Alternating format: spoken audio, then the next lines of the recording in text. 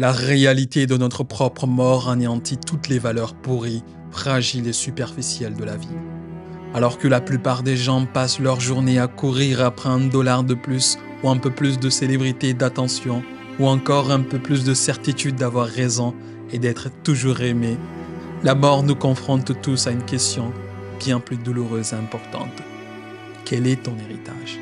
Comment le monde sera-t-il différent et meilleur quand tu ne seras plus là? Quelle marque auras-tu laissée? Quelle influence auras-tu exercée?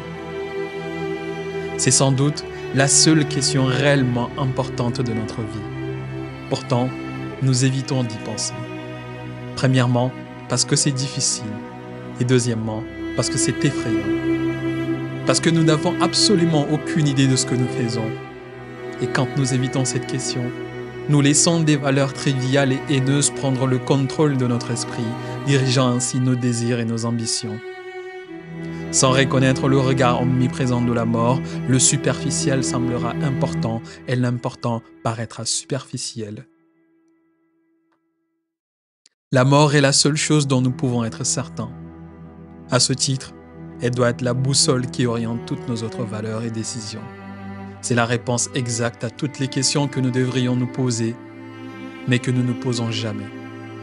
La seule manière d'être à l'aise avec la mort et de te comprendre et de te voir comme quelque chose de plus grand que toi, de choisir des valeurs qui vont au-delà de l'égoïsme, des valeurs simples, immédiates, contrôlables et tolérantes face au chaos du monde qui t'entoure.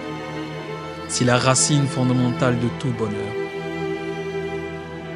Quand tu écoutes Aristote ou les psychologues de Harvard, Lucrèce ou les Beatles, ils disent tous que le bonheur naît de la même chose, se soucier de quelque chose de plus grand que soi. Croire que tu es une composante d'une entité bien plus vaste, que ta vie n'est qu'un simple sous-produit d'une grande production inintelligible. Ce sentiment, c'est pour cela que les gens vont à l'église, et c'est ce pourquoi ils se battent lors des guerres, c'est ce pourquoi ils fondent des familles, économisent pour leur retraite, construisent des ponts et inventent des téléphones portables. Et le sentiment d'avoir droit à tout nous prive de cela. La gravité de cette prétention aspire toute notre attention vers nous-mêmes, nous faisant croire que nous sommes au centre de tous les problèmes de l'univers, que nous sommes ceux qui subissent toutes les injustices, que nous sommes ceux qui méritent la grandeur par-dessus tous les autres. Aussi séduisant que cela puisse paraître, ce sentiment nous isole. Notre curiosité et notre enthousiasme pour le monde se replient sur eux-mêmes et reflètent notre propre biais et projection sur chaque personne que nous rencontrons et sur chaque événement que nous vivons. Cela peut sembler sexy, attrayant, faire du bien pendant un certain temps ou vendre beaucoup de billets, mais c'est un poison spirituel. Ce sont ces dynamiques qui nous tourmentent aujourd'hui. Nous sommes si bien lotis matériellement et pourtant si tourmentés psychologiquement par tant de problèmes superficiels et insignifiants. Les gens abandonnent toute responsabilité en exigeant que la société s'adapte à leurs sentiments et à leur sensibilité. Ils s'accrochent à des certitudes abstraites, arbitraires et tentent de les imposer aux autres, souvent de manière violente, au nom d'une cause soi-disant juste. Montés en flèche par un faux sentiment de supériorité, ils sombrent dans l'inaction et la léthargie, de peur d'essayer quelque chose de valable et d'y échouer. Le gâtisme de l'esprit moderne a engendré une population qui se sent en droit d'obtenir quelque chose sans l'avoir mérité. Une population qui estime avoir droit sans avoir à faire de sacrifice. Les gens se proclament experts, entrepreneurs, inventeurs, innovateurs, esprits libres et coachs sans aucune expérience réelle. Et ne le font pas parce qu'ils pensent réellement être supérieurs aux autres, mais parce qu'ils sentent qu'ils doivent être grands pour être acceptés dans un monde qui ne valorise que l'extraordinaire. Notre culture actuelle confond grande attention et grand succès, les prenant pour la même chose. Mais ce n'est pas le cas. Tu es déjà grand. Que tu en sois conscient ou non, que les autres le remarquent ou non, ce n'est pas parce que tu as lancé une application pour iPhone ou que tu as terminé l'école un an beaucoup plus tôt ou que tu t'es acheté un putain de bateau. Ces choses ne définissent pas la grandeur.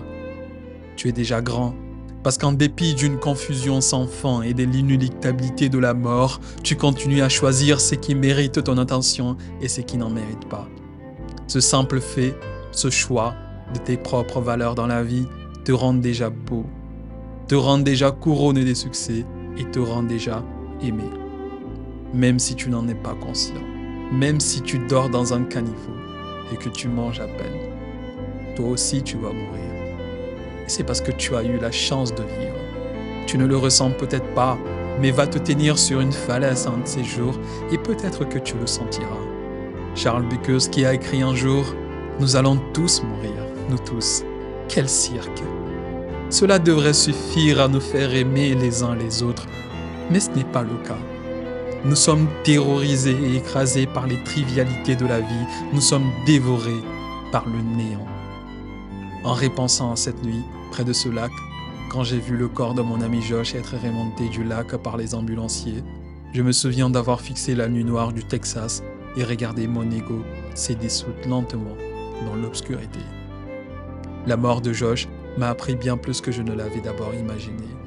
Oui, cela m'a aidé à saisir le jour, à prendre la responsabilité de mes choix et à poursuivre mes rêves avec moins de honte et d'inhibition. Mais ce ne sont là que des effets secondaires d'une leçon bien plus profonde et primordiale. Et cette leçon fondamentale était la suivante. Il n'y a rien à craindre, jamais rien à craindre. Me rappeler sans cesse ma propre mort au fil des ans, que ce soit par la méditation, la lecture de philosophie ou en faisant des conneries comme me tenir sur une falaise en Afrique du Sud, est la seule chose qui m'a aidé à garder cette réalisation bien ancrée dans mon esprit. Cette acceptation de ma mort, cette compréhension de ma propre fragilité a rendu tout au plus facile démêler mes addictions, identifier et affronter mon propre sentiment d'avoir droit à tout, assumer la responsabilité de mes problèmes, traverser mes peurs et mes incertitudes, accepter mes échecs et embrasser les rejets. Tout cela a été allégé par la pensée de ma propre mort. Plus je plonge dans l'obscurité, plus la vie s'illumine, plus le monde se fait silencieux et moins je ressens une résistance inconsciente envers quoi que ce soit. Je reste là, sur le cap, quelques minutes absorbant tout ce qui m'entoure. Quand je décide enfin de m'élever, je pose mes mains derrière moi et me recule en glissant. Puis lentement, je me mets debout. Je vérifie le sol autour de moi, m'assurant qu'aucune pierre errante ne menace de me faire trébucher. Ayant constaté que je suis en sécurité, je commence à revenir à la réalité. 5 pieds, 10 pieds à la fois. Mon corps se régénère à chaque pas. Mes pieds s'allègent. Je me sens attiré par le magnétisme de la vie. C'était un extrait du livre de Mark Manson, L'art subtil de s'en foutre. À bientôt.